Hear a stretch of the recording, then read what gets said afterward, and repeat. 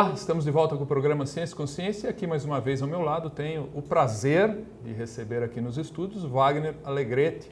Seja muito bem-vindo. Muito obrigado, Wagner. mais uma vez. É muito bom tê-lo aqui. Obrigado. Confesso aqui que tanto você como a Nancy me dá muita alegria quando vocês nos visitam. E o tema de hoje é consciência. Wagner, o que é isso? A gente estava até falando fora do ar.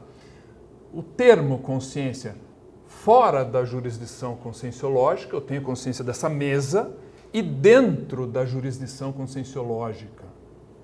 Faça essa diferenciação para a gente. Isso é muito importante quando vai se definir um termo, se delimitar justamente em que área que nós estamos lidando. Porque realmente consciência é normalmente tomado e entendido como estar consciente de algo. Eu tenho consciência de estar aqui com você hoje. Então, na própria ciência convencional, a consciência é vista como uma propriedade do cérebro, uma capacidade do cérebro. Então, vários animais, eles são capazes de interagir, viver, reproduzir-se, lutar pela sobrevivência, hipoteticamente, tanto quanto sabemos, sem ter consciência deles mesmos.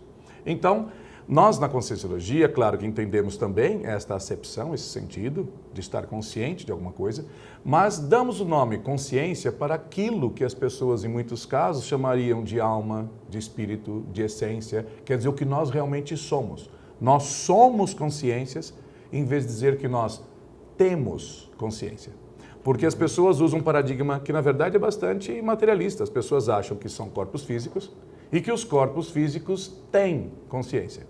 E nós vemos justamente o contrário, baseado na experiência que nós falamos no instantinho, de que nós somos consciências que têm corpos físicos. Então, na verdade, nós invertemos essa situação toda. Agora, por que na Conscienciologia nós damos esta acepção, este sentido, a palavra consciência? A partir justamente da autoexperimentação. Porque na medida que você tem uma experiência fora do corpo, uma projeção consciente, uma projeção astral, um desdobramento, como é chamado por muitos, e você se vê fora do corpo, você vê o seu corpo deitado, você já tem ali uma prova muito prática, muito objetiva, muito direta. Eu não sou o corpo. Isto não precisa de nenhuma filosofia, epistemologia mais complicada, isso é o que você vivencia ali. Meu corpo está ali e eu estou fora do corpo. Portanto, eu não sou o corpo. Eu tenho o corpo, eu possuo o corpo, eu faço até uma possessão do meu corpo todos os dias, o dia inteiro. Aquele é um animal de estimação que eu tenho, um macaco. Mas então o que sou eu aqui fora? Então é justamente isso que nós chamamos de consciência. Então a pessoa se sente nessa outra situação, nessa outra dimensão, numa outra condição. E em certas experiências mais raras do que essa da projeção astral, existe um outro passo mais raro, em que a pessoa se sente saindo até desse corpo sutil, do corpo astral, do perispírito ou do psicossoma, como chamamos na Conscienciologia. Isto vem reforçar ainda mais esta, vamos dizer, definição de consciência, como nós falávamos aqui. Quando nós abandonamos um outro corpo e ficamos aí numa situação mais ainda incorpórea, porque esse outro corpo que nós mencionávamos, o corpo astral, ele ainda é um corpo antropomórfico, ele é um corpo tem que forma. Então, tem forma. Não, e você tem cara, você tem cabeça, você pode tocar a você próprio. Só quando nós passamos por essa condição mais pura da consciência, a projeção de mental soma, ou de corpo mental, como se chamava na própria teosofia, nós não temos um corpo. Nós somos algo que fica, na verdade, numa condição muito mais... Difusa seria a palavra? Difusa em questão de tempo e espaço, mas muito mais transcendente, por exemplo, no nível de lucidez. Perante aquele estado, quer dizer, a partir daquele estado, quando nós pensamos neste aqui, este aqui parece um sonho muito confuso. Então inverte tudo. Então parece que ao passarmos para um nível de projeção de psicossoma ou de corpo astral e depois para corpo mental ou de mental soma, parece que nós estamos acordando. Esse estado aqui é o estado confuso, é o estado muito, vamos dizer assim, afetado pelo próprio corpo físico. Mais então, quando se fala, sonambúlico. mais sonambúlico. E nós nos vemos muito mais limitados, por exemplo, pelos nossos próprios instintos. Nós pensamos, com muita arrogância, nós, seres humanos do século XXI, que nós não temos mais nenhum instinto animal. Bobagem, falta de lucidez. Lucidez é saber que esse corpo tem um sistema operacional, não é isso? E que funciona até sem a nossa, vamos dizer, participação, sem a nossa interferência, por isso nós podemos controlar, por exemplo, nossa frequência cardíaca, a pressão arterial, a respiração, a pressão arterial. Quando eu falo nós, quer dizer o próprio corpo, mas sem a participação consciente nossa. Então, este sistema operacional contém uma série de processos já pré-programados. Tem São as demandas do corpo. Exato. Então, por exemplo, o instinto de procriar, o instinto de você proteger a sua prole, o instinto de você, por exemplo, proteger o seu território. Então, nós vemos que a consciência é realmente algo que eu acho que é o mais importante, que é além do corpo físico, além do espaço, além do tempo, além de sexo, além de praticamente todas as definições nossas aqui. E por falar em definição, Tom, o que é interessante a gente tocar aqui é que os conceitos mais básicos, quer dizer, que são os alicerces de todo o conhecimento humano, são os mais difíceis de nós definirmos. Por exemplo, nós todos sabemos o que é espaço, mas vamos tentar definir espaço. Saia justa. Bem difícil. Outro, todos nós usamos o conceito de tempo, mas vamos definir tempo.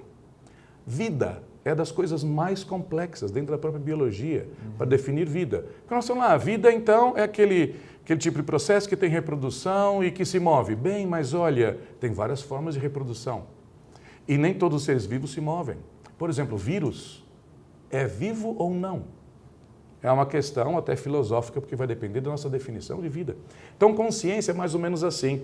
É algo que nós podemos entender e sentir até certo ponto que é, mas muito difícil definir numa frase bonita e muito bem escrita e tal. Então, é mais fácil falar de consciência, como se fala, por exemplo, sobre vida, dando uma lista das propriedades ou das características. Então, por exemplo, uma criança pode conhecer até certo ponto, sem grandes sofisticações, o que está vivo e o que está morto. Por quê? A vida normalmente apresenta o quê? Movimento, crescimento, nascimento, morte. Se temos aí já um pouquinho mais de, vamos dizer, estudo, nós já podemos dizer que vida tem metabolismo, porque nós somos capazes de assimilar, comer, ingerir, metabolizamos e excretamos. Quando eu falo nós, quer dizer os seres vivos em geral. Até uma bactéria, um protozoário faz isso. Então, consciência nós poderíamos ajudar a se definir, mais ou menos também dando uma lista de capacidades ou de propriedades. Por exemplo, consciência, antes de mais nada, ela é multidimensional. A consciência não é um produto, não é algo que pertence a esse mundo físico, tridimensional, espacialmente falando, ou tetradimensional, se formos colocar o tempo. A consciência é algo que transcende tempo e espaço. A consciência é algo que, pelo menos no nosso nível evolutivo, é capaz de reconhecer a si próprio como um ser independente.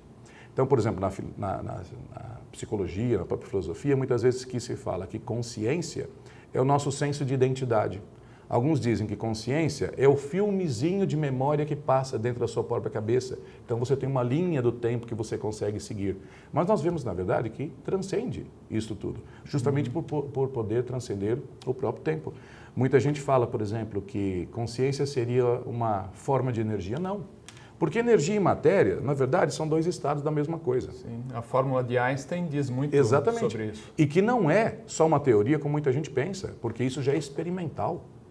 Porque já se fez experimentos convertendo matéria em energia, explosão da bomba nuclear ou um reator nuclear, e já se fez também experimentos convertendo energia em matéria, por exemplo, nos aceleradores de partículas. Então isso já é, para nós, dentro da verdade relativa de ponto, é uma coisa praticamente já determinada. Eu acho até interessante porque dentro dessa fórmula, a velocidade da luz ao quadrado é uma constante. É uma constante, quer dizer, exatamente. Matéria praticamente é energia. É igual, por isso E igual a mc quadrado, C ao quadrado é simplesmente um número muito grande, e o resto realmente é uma igualdade. Então eu costumo dizer, é a mesma coisa entre vapor e gelo. Dois estados da água, mas é a mesma coisa, não é? Agora, o que é interessante também na consciência? A consciência tem vários atributos, por exemplo, nós temos memória, nós temos vários tipos de inteligência, nós temos capacidade de percepção, quer dizer, a consciência ela não é isolada do meio exterior, nós percebemos, processamos essa informação e reagimos. Porque até seres muito simples, por exemplo, protozoários, eles reagem ao seu meio. Sim. Bactérias reagem ao meio. É uma espécie de memória, isso, Wagner?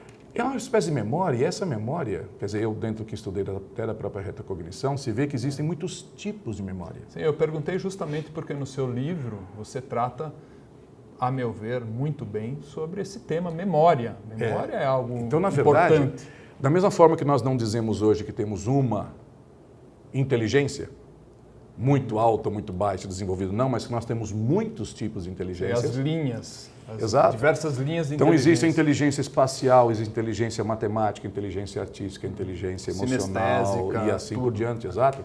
Então da mesma forma nós temos vários tipos de memórias. Até que nós chegamos a esse ponto que é da memória integral, quer dizer, uma memória que está dentro da própria consciência em si.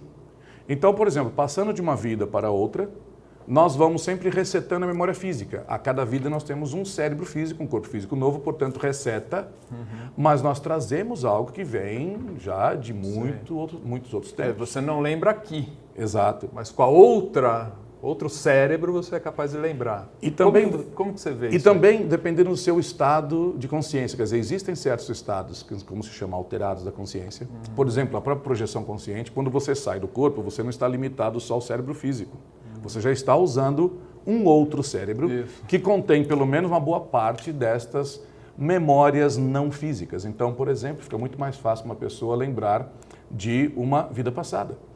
Então, veja, a Conscienciologia foi criada, foi proposta justamente para estudar a consciência, mas não dentro das limitações da ciência convencional, mas baseada nessa experimentação prática já de muita gente, que é possível qualquer um ter, desde que, claro, dê a devida dedicação de tempo a isso, mas que possa, vamos dizer, abarcar ou englobar estes outros fenômenos, como da retrocognição, da pré-cognição, da experiência fora do corpo. Quer dizer, o que nós vemos hoje é que a consciência não é um produto do cérebro, mas sim o cérebro é um produto da consciência. Começamos a inverter tudo. O vetor.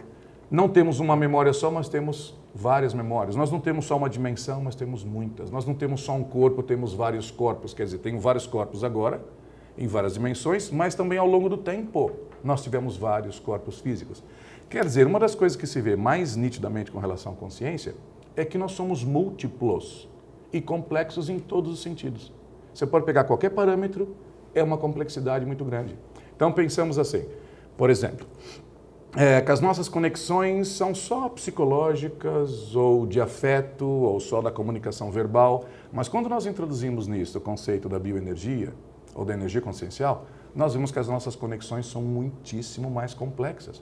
Com o meio todo ambiente onde nós vivemos, com animais, com plantas, com os nossos colegas de diversas formas. Então existe uma conexão mais afetiva, é um tipo de energia que é intercambiada. Certo. Existe... Dá uma noção para a gente de bioenergia. Bioenergia. Primeiro é importante dizer que energia é isso que nós conhecemos da física como a capacidade de um sistema de produzir trabalho. Trabalho é um conceito bastante simples, bastante matemático, mas trazendo aqui agora para o nosso conceito, é a capacidade de dinamismo, de transformação, de alteração. Quer dizer, o universo não está estático, parado no tempo. Tudo se transforma. E o veículo para isso é energia. Então, fisicamente, nós falaríamos do quê? De energia química, de energia térmica, eletromagnética, nuclear, e aí existem vários tipos. Quando nós transcendemos só essa faixa da nossa dimensão física, nós começamos a incluir outras formas de energia. Então, existe isso que se conhece desde a antiguidade como prana, Chi, mais recentemente, por exemplo, com Reich, orgônio. E existem vários nomes, sempre indicando uma espécie de uma força vital. Quer dizer, aquilo que dá vida, não só a nós, mas aos seres vivos em geral. Tudo indica que esta energia é justamente a instrumentação básica da consciência. A consciência se manifesta, ela existe nesta dimensão, ela se conecta ao corpo físico, ela age através dessa forma de energia. Então existe essa energia natural, que provém da natureza em geral, água, solo, a atmosfera, o espaço sideral inteiro. E existe a energia que é aplicada, que é usada pela própria consciência, a energia consciencial. Então a chamada energia de cura, ou a energia de um fenômeno parapsíquico, a energia, por exemplo, que muitas vezes nos conecta a um amparador, um guia, um mestre, um mentor, dependendo da terminologia de cada um. Tudo isso se faz através dessa bioenergia. Então essa energia consciencial, quando ela é intensificada, ela é controlada com mais lucidez, ela permite uma série de coisas. Transcender a nossa realidade física, extrapolar as nossas limitações. Então nós vamos provar para nós mesmos que nós somos muito mais complexos e transcendentes do que nós pensávamos ser. Vou deixar aqui, Wagner, uma pergunta para o segundo bloco, que é assim, qual a nossa responsabilidade quando entramos em contato com uma abundância energética muito grande? Então estamos na praia, estamos em locais, às vezes até paradisíacos, com muita energia. Sim. Temos responsabilidade com os nossos pensamentos, nossos sentimentos nesses locais? Então fica aí para o segundo bloco.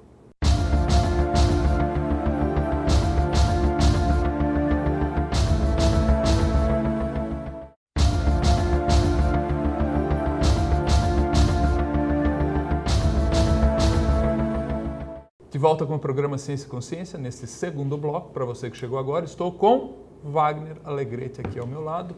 Wagner, deixei uma pergunta no ar e eu gostaria de emendar aí uma outra situação. Bom, a pergunta, só para relembrar, é aquela, né?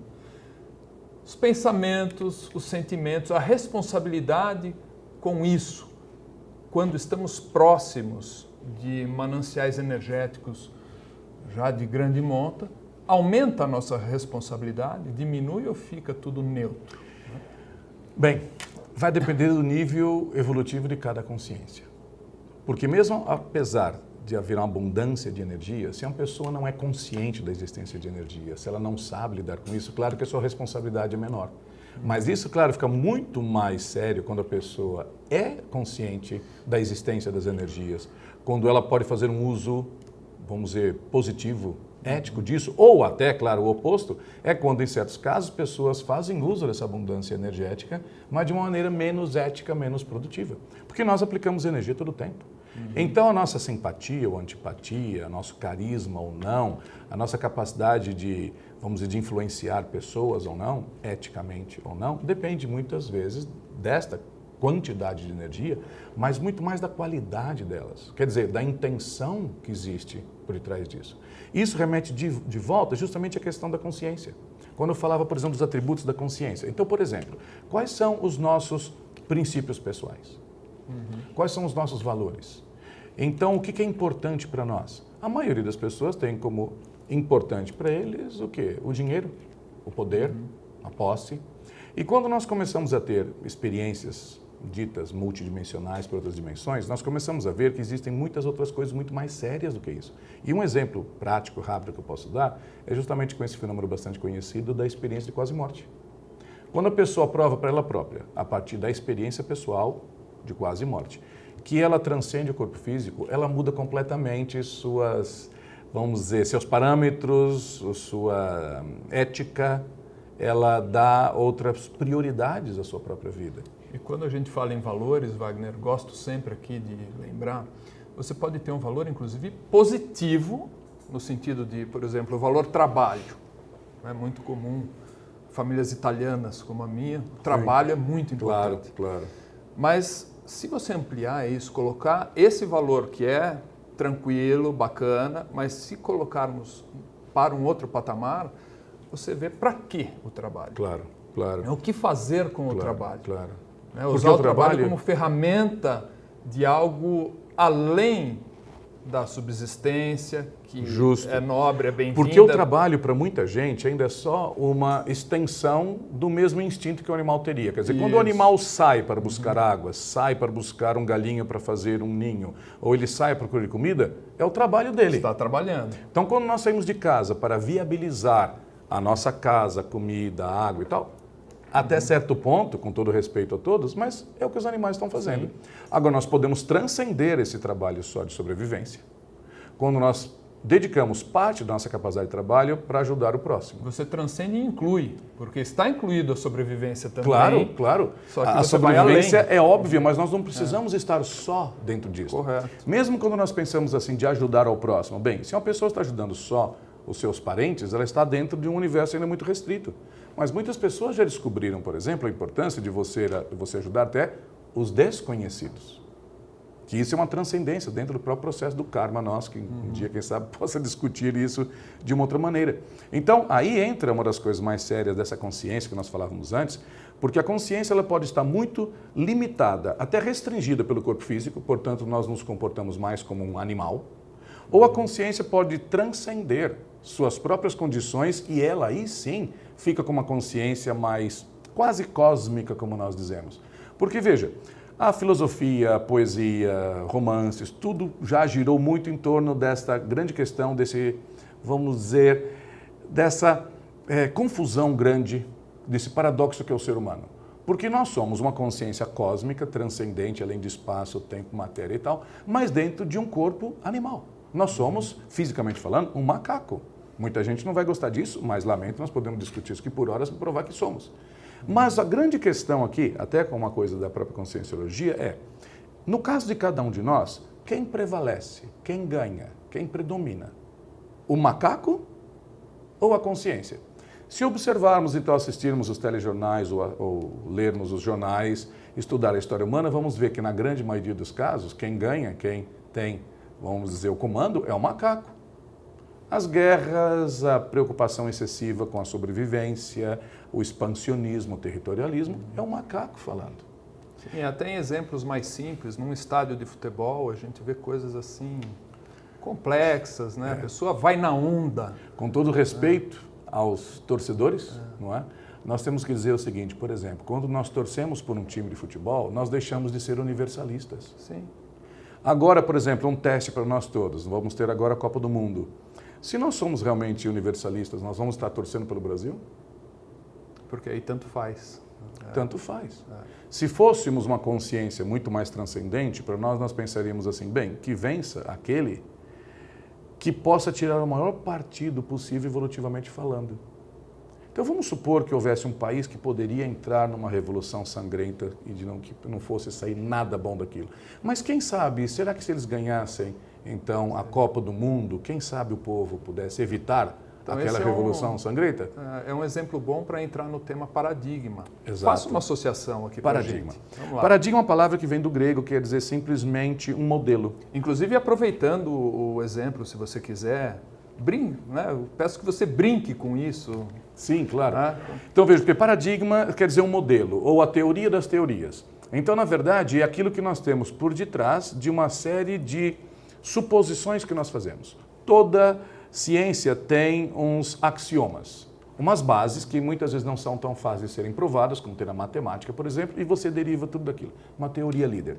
Então, na maior parte da nossa ciência de hoje em dia, acadêmica, a nossa prática do dia a dia, está baseada no paradigma materialista. Quer dizer, o universo é feito de matéria e energia, consciência é simplesmente uma decorrência acidental na evolução do universo e tudo funciona simplesmente para colocar a física, a química no estado de menor energia, como se fala aí dentro dessa ciência. Eles chamam de randômica, quer dizer, exato, aleatória, é quase que o acaso. Exato. O acaso gera consciência. Isso eu acho até na sua área limitado, também, Tom, até na sua própria área de direito, muita gente pensa assim, por exemplo, se não existe consciência, se não existe, por exemplo, livre-arbítrio, que tem muitos experimentos hoje de psicologia contestando até o livre-arbítrio, se a autoconsciência existe ou não. Então muita gente diz assim, puxa, eu fiz aquele crime porque o meu cérebro me fez fazer isto.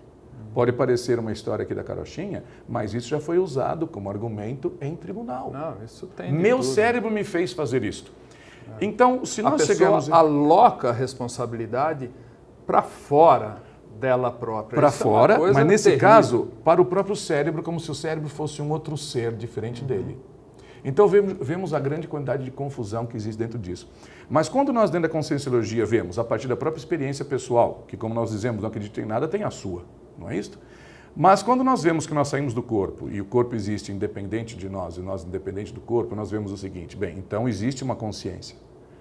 Como é que seria o contexto das ciências em geral se nós então tomássemos a consciência como sendo independente do corpo, que é justamente o paradigma consciencial? A consciência é diferente de espaço, tempo, matéria e energia. E se nós tomarmos dessa forma, na verdade, muita coisa muda. Por exemplo, se nós pensarmos assim, na própria medicina, e não tem novidade nisso, porque muitas medicinas alternativas se baseiam nisto. Se existe uma consciência, um espírito, uma alma, que até certo ponto é independente do corpo, será que certas doenças ou até certos processos de cura, eles vêm ou são causados pela própria consciência? Não é um processo físico? Novamente o vetor. Novamente o vetor. Inverte-se o vetor. Então, e nós vemos o seguinte, por exemplo, certas doenças, pelo que eu estudei, tudo indica, elas vêm muitas vezes de outras vidas. Certos traumas, por exemplo. Como é que seria, por exemplo, a história, se nós estudássemos sob um ponto de vista de outras dimensões? Quer dizer, a história que se desenrola em outras dimensões interfere com a história humana?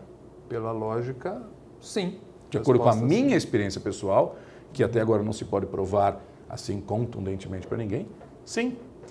Por exemplo, a parabiologia, sem falar complicado, a biologia, a vida, os outros seres vivos de outras dimensões, a evolução em outras dimensões influencia a evolução dos seres vivos aqui nesta dimensão?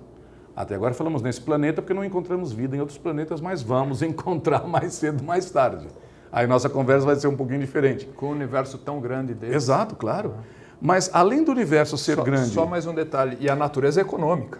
Sim. Tem mais essa. Tem mais esta. Quer dizer, se o universo é desse tamanho e a natureza é econômica, seria muita arrogância, a meu ver, do ser humano achar que nós somos a última bolachinha do pacote. Exato. Aqui, né? Agora, claro, como nós sempre falamos na ciência, bem, nós podemos ter deduções ou induções para se pensar que existe vida em outros planetas, mas nós temos que aguardar até ver, até confirmar. Mas isso vai acontecer, mais cedo, mais tarde. Eu lembro, então, que foi quando, mais ou menos 96, quando o primeiro planeta extrasolar, quer dizer, fora do sistema solar, foi descoberto. Hoje já existem centenas, alguns poucos milhares de planetas extrasolares.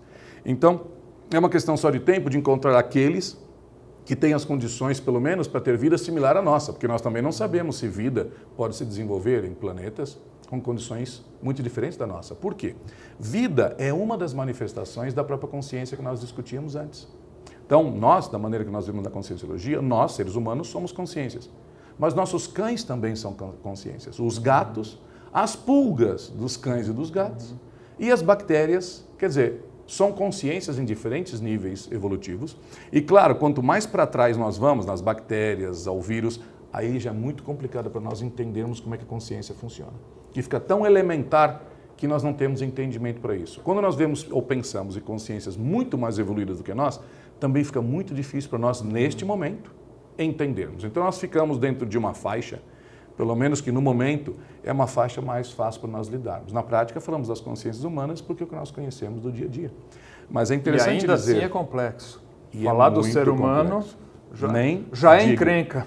Se colocarmos, por exemplo, política, como nós discutíamos antes, a sociologia, a vida em família, e veja como é que isso é complicado. Imagina se nós colocarmos outras dimensões no meio disso tudo. Então nós vemos que a conscienciologia, ela não vem, vamos dizer, para deslocar e excluir as outras ciências, mas na verdade como um guarda-chuva que pode conectar muitas ciências, e dando também a essas ciências uma profundidade muito maior. Ninguém vai negar a química, que bobagem seria dizer que a química não existe, ou a biologia. Mas, como é que fica a biologia, como eu disse? Quando nós pensamos assim, se existe vida ou consciências não humanas em outras dimensões, como é que elas interagem com esta biologia nossa? Então, uma das coisas que eu acho mais interessante na conscienciologia é que ela pode enriquecer, aprofundar, transcender praticamente todas as outras áreas do conhecimento humano, por causa justamente da questão do paradigma consciencial. Então, muitas vezes, nos nossos cursos, as pessoas pensam, o que isso tem a ver com o espírito? Eu falo, tem tudo a ver, porque nós estamos falando de espírito o tempo todo. Ah, mas a evolução espiritual é a mesma evolução que nós estamos falando aqui da própria consciência. Agora, claro, tudo isso tem que levar a um ponto em que, além de ter uma utilidade prática para nós, para a nossa própria evolução, traz também uma utilidade prática para a evolução do coletivo, não só dos seres humanos, que quando se fala em evolução ou de vantagens só para os seres humanos, eu acho ainda um ponto de vista muito restrito, porque a nossa natureza está sendo destruída, animais e plantas estão aí se extinguindo todos os dias, porque muitas vezes temos uma visão excessivamente antropocêntrica. Sim. É ainda a arrogância religiosa de que só nós, seres humanos, somos ou temos almas e o resto do universo é simplesmente um circo, um cenário montado por nós. Eu acho essa uma das supremas arrogâncias. Então é como se a ararinha azul, o mico-leão dourado, eles não tivessem direito de existir. Quer dizer, se nós precisamos daquelas terras, invadamos, destruímos tudo, porque nós somos os tais. Então, essa tendência que já existe há vários milhares de anos, é que leva, ou levou, tem levado a todos nós, seres humanos, a não respeitar o direito de outras consciências. Então, será que, por exemplo, o direito dos golfinhos, das tartarugas, ou do mico-leão dourado, da ararinha azul, será que teria que ser respeitado também? Inclusive, os nossos direitos, mesmo que o homem está destruindo o próprio homem quando ataca a natureza dessa maneira. Não só o homem de hoje, mas o homem do futuro, porque nós sempre pensamos assim, quer dizer, quando tentamos apelar um pouco para o macaco, que é o recurso, às vezes pensamos assim, qual é o planeta que você gostaria que o seu neto ou neta herdasse? Porque eu herdei um planeta ainda, quer dizer, nasci na década de 60, um planeta em que ainda você via praias limpas. Então eu hoje ainda posso ir a certos lugares do Brasil e tomar banhos de cachoeiras completamente, vamos dizer, água límpida, perfeita, mas eu penso, quantas gerações mais vão conseguir ter esta oportunidade? Nós conseguimos andar no meio do mato, em certas regiões do Brasil, e comer frutas que você nunca viu no supermercado. Mas por quanto tempo isso vai durar? Então, desculpa, Tom, mas quando você pensa como uma consciência, você já começa a ter outras ideias. E se eu quiser apelar um pouco mais ainda para o macaco interesseiro, eu perguntaria, qual é o planeta que você quer encontrar quando você renascer, reencarnar ou ressomar aqui, quem sabe no próximo século? E aí eu vou deixar essa mesma pergunta para o terceiro bloco. Até lá.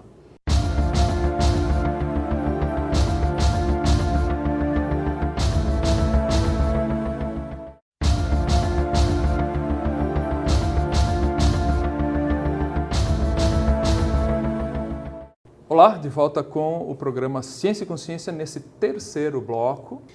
Wagner, você se complicou agora aqui comigo. Sim. Né? Deixou uma pergunta para você mesmo e está aí. Na pergunta que eu deixei para todos pensarem, né? Que tipo de planeta que nós queremos deixar para nós mesmos para uma próxima vida? Por que eu deixei essa pergunta? Além da questão da ética... Pergunta marota. Marota, total. Mal intencionada cosmoeticamente. É porque eu queria fazer as pessoas pensarem assim. Nós, quando pensamos como consciências à parte do corpo físico, não é? Quer dizer, não a consciência no sentido da própria química, física, psicologia, não é? Mas da própria conscienciologia, você começa a pensar de uma maneira diferente do que se pensa no dia a dia. Porque além de você ter uma certa noção, certa consciência das suas vidas passadas, queremos aprender com os erros do passado, evitar aqueles mesmos erros, nós começamos a ter uma visão assim, será que eu posso começar a preparar minha próxima vida? Então, essa técnica do preparo da próxima vida é uma das coisas mais interessantes, porque em vez de nós nos sentirmos só vítimas do meio, sou vítima dos meus pais, vítima do governo, vítima disso, aquilo, você já começa a se sentir como um agente de muitas coisas. Me lembro de um termo seu, agente incorrupto da evolução. Agente incorrupto da evolução, que é justamente... Essa expressão é fantástica. É justamente a maneira que eu melhor consegui trazer de o que é ser cosmoético. Então, ser cosmoético é você ser um agente da evolução, você tem que entender um pouquinho para você não estar prejudicando mais do que pensa que está ajudando. Mas pense, por exemplo, assim, o que nós podemos fazer para ter na próxima vida condições melhores do que nós tivemos nesta? Não só para o nosso próprio bem-estar, nossa própria conveniência, mas para a evolução como um todo. Quer dizer, será que nós podemos ser um catalisador da evolução? É perfeitamente lícito uma pessoa querer evoluir, faz parte da nossa própria estrutura. Mas nós evoluímos melhor, mais fácil, mais rápido quando todos estão ajudando a todos os outros a evoluírem. É uma questão de matemática, isso não precisa se discutir de uma maneira tão difícil assim. E eu trago até um paradoxo, o programa é para ser simples, mas eu não resisto. Experiência pessoal. Quando você sai de você e é altruísta, faz o bem para algo fora do seu umbigo, você encontra a sua própria felicidade. Então, é uma coisa interessante. Agora, perde um pouco essa noção de vou fazer bem para mim e para o outro. Você Agora, está fazendo bem para todos. O que é interessante é que a natureza, a estrutura do universo é de tal forma que quando nós entramos nesse nível de, vamos dizer, de saúde consciencial, saúde espiritual, nós sentimos quando nós fazemos algo bom. Não só fisicamente, mas energeticamente em outras dimensões. Porque, por exemplo, na própria constituição humana, nós estamos programados, até certo ponto, para o altruísmo e para a cooperação. Quando nós fazemos algo bom para as outras pessoas, nós nos sentimos bem, não só por razões, vamos dizer, mais extrafísicas e sutis, mas por próprios neurotransmissores que são liberados no cérebro. Então nós, por exemplo, liberamos oxitocina, que é o que faz o bond, a conexão entre as pessoas, dopamina, que é do prazer. Então nós somos programados para isso. Dá tudo certo. Dá tudo certo. E o que é interessante é que isso traz saúde para nós. Isso melhora a nossa saúde. Mas mesmo energeticamente, como nós falamos, quando você faz algo bom, algo cosmoético, assistencial, você sente banhos de energia. Você desbloqueia, você se conecta ao universo, você se conecta a outras consciências de outras dimensões, que alguns chamariam desencarnados ou as consciências extrafísicas, melhores do que nós, amparadores, mentores, e nós sentimos que essas conexões nos fazem ser, pelo menos temporariamente, melhores do que nós éramos até então. Então nós vemos que esse grau de conexão ou conectividade que nós temos com as outras consciências transcende tempo, espaço, dimensões, mas o problema é que a maioria das pessoas não tem lucidez quanto a isso. Quer dizer, a nossa sociedade, a maneira como nós somos educados, só vem até agora limitando essa característica nossa. E se nós pensarmos até em outros povos que chamaríamos de primitivos, então índios, nativos, nós vemos que eles falavam, ainda falam, dos espíritos da natureza, de seus mentores, os seus guardiões, seja o nome que nós quiséssemos usar aqui, mas entramos numa sociedade que foi restringindo isso cada vez mais. Claro que nós não precisamos chegar aqui e entrar nos rituais primitivos, mas podemos recuperar uma boa parte dessa conscientização, como nós falávamos antes. E podemos dizer que, como consciências evoluindo, nós vamos chegar a um ponto lá na frente em que nós vamos deixar de ter necessidade de ter corpos físicos como nós temos aqui. Que isso é uma fase, isso é uma escola, esse é só um período, tudo indica, em que nós precisamos de um veículo físico para experimentar uma série de condições de uma maneira mais otimizada. É como mandar as crianças para a escola. A liberdade delas fica ligeiramente tolhida, existem regras, existe uma condição muito bem estudada, mas que acelera o aprendizado das crianças lá. Pelo menos isso funciona na maioria dos casos. Então parece que as vidas físicas, como nós temos aqui, elas existem como forma de acelerar a evolução das consciências em grupo, porque nós podemos interagir. Porque senão as consciências estariam separadas, cada uma nas suas dimensões e quem sabe até dentro de uma espécie de autismo muito grande. Deixadas por elas próprias, não sei se as consciências lá desde o início não estariam cada uma dentro do seu micro-universo interior, sem ter essa interação que nós temos agora aqui. Então, a evolução, parece, tudo indica, se faz em cooperação. Eu tenho uma frase minha que eu vou dividir aqui e compartilhar com vocês. A evolução se dá nas conexões. A conexão é muito importante para a evolução. Claro. E peguei um pouco da sua fala, que é uma dúvida minha, vou também perguntar para você. Nós jogamos o bebê com a água do banho, né? Quando você fala do passado, você não acha que a gente jogou um pouco esse bebê fora? Quer dizer, ao eliminar, estou falando de paradigma materialista, ao eliminar toda a transcendência, claro. Né? Você tirou muita coisa, você até comentou rituais, não precisamos disso. De fato, a água do banho podemos jogar fora. Nós jogamos o bebê junto. Claro. Foi a transcendência junto com tudo. Foi. Nós hoje, claro, temos uma dificuldade muito grande para saber se aquilo foi o melhor, o pior, a única forma possível. Talvez, eu digo, Tom, só talvez tivesse sido necessário no momento para desvincular a maneira de pensar humana, por exemplo, da religião. Talvez tivéssemos que passar... Porque havia um grilhão na ciência. Exatamente. É isso que você fala. Mas agora nós podemos voltar à consciencialidade ou espiritualidade, como se fala, sem nenhum envolvimento religioso. Pela ciência. Pela ciência. Uma ciência amadurecida, uma ciência maior, uma ciência expandida, mas ainda seguindo o lado bom da ciência. O lado bom da ciência, quer dizer, é a busca do conhecimento, é a pesquisa com critério, refutação possível. Refutação, o debate. Debate é uma coisa muito séria. E se vê o quê? Cada vez mais que o debate foi cada vez mais limitado. Então hoje existem postulações. Está muito sucateado o debate. Exatamente. E o debate está muito ligado ao umbigo. Então eu não debato, eu defendo a minha posição. Exatamente. Eu advogo a minha posição, ao invés de debater. O debate não é para ver quem ganha, se sou eu ou o Wagner. O debate, muitas vezes, surge uma terceira via. Claro, o debate é uma construção. Se você estiver certo, ótimo, aprendi uma contigo, vice-versa. O debate deveria ser visto como uma construção. Isso também. Eu não sei tudo, você não sabe tudo, cada um vai trazer sua parte, mas eu posso fazer com que você pense em ângulos que você nunca tenha pensado perspectiva, antes. Colocar você, tudo. o mesmo comigo, você pode trazer experiências suas que me façam pensar, caramba, eu nunca pensei nisso. Então daí é que se constrói o conhecimento junto. Eu acho que o debate, tem muito ressentimento no debate, tem muito ego no debate. É de novo o macaco. É quem ganha o debate que parece que, vamos dizer assim, é o objetivo final daquele debate é ver quem ganha. Exato, isso é completamente absurdo. Exatamente. O debate é para a gente chegar em algo transcendente, surgir a dissociação de ideias. Imagine, por exemplo, então, Tom, como é que seria um debate extrafísico quando as consciências estão expandidas? Claro que já não segue mais exatamente os critérios que nós temos aqui, mas esse mecanismo deve ainda existir.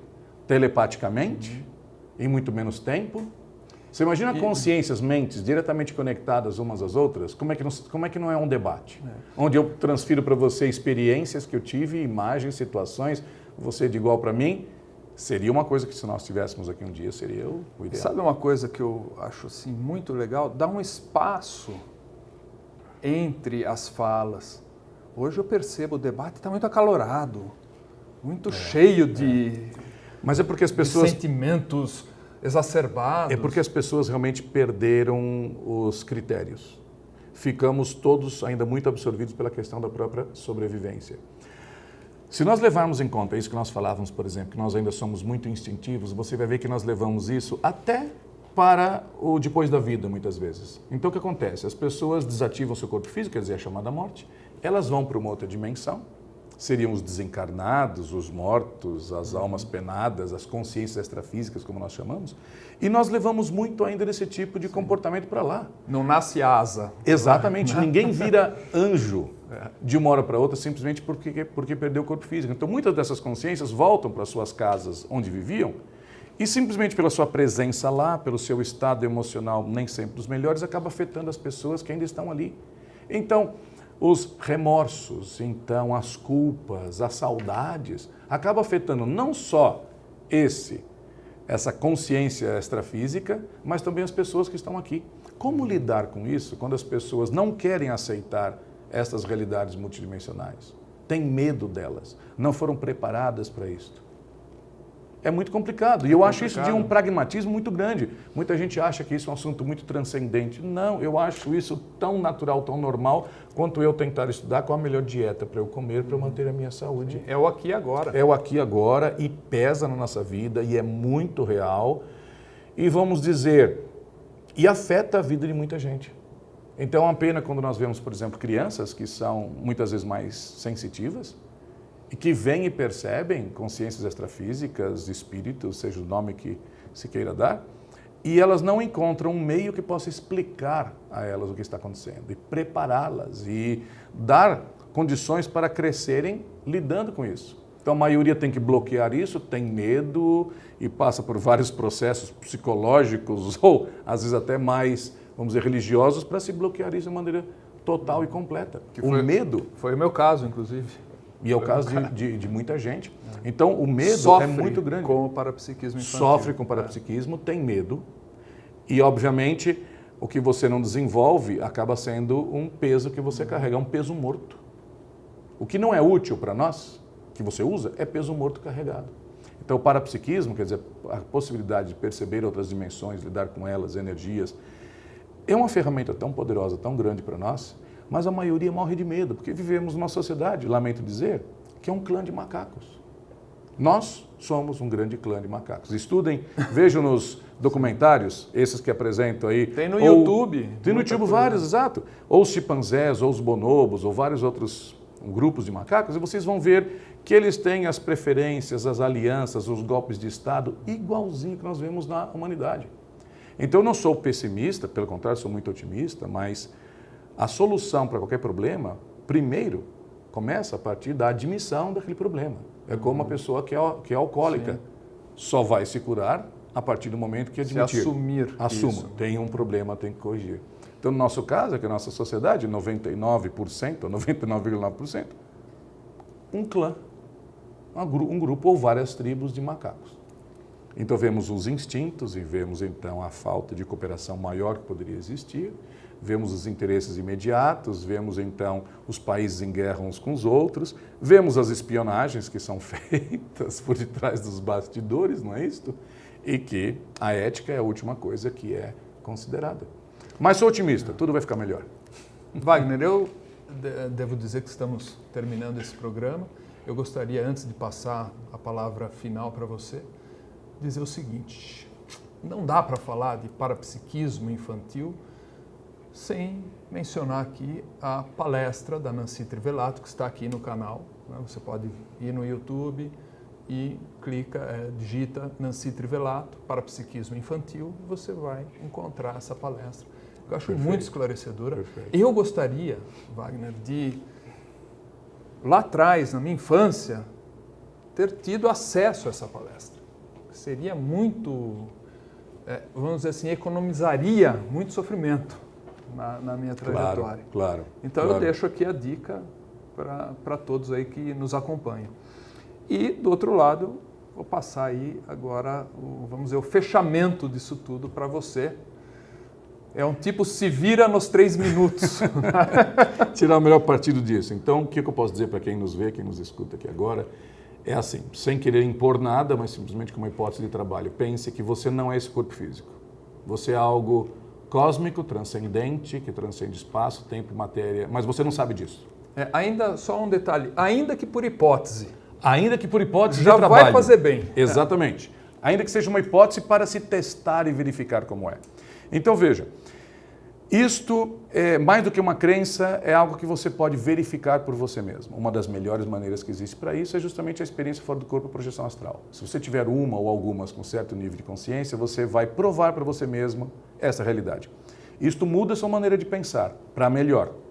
Isso tira de você o medo da morte, o que te transforma numa pessoa muito mais tranquila, uma pessoa muito mais focada, uma pessoa muito mais pragmática no sentido evolutivo, não pragmática no sentido materialista só. Isso traz uma coisa que nós chamamos na Conscienciologia de maturidade consciencial, quer dizer, em vez de nós sermos crianças evolutivas, nós nos transformamos em adultos evolutivos. Então esse é o meu desafio. Tente ser, como eu estou tentando também, esse não é um trabalho pronto e acabado, é um trabalho em andamento, obviamente. Estamos em obras, muito bem colocado.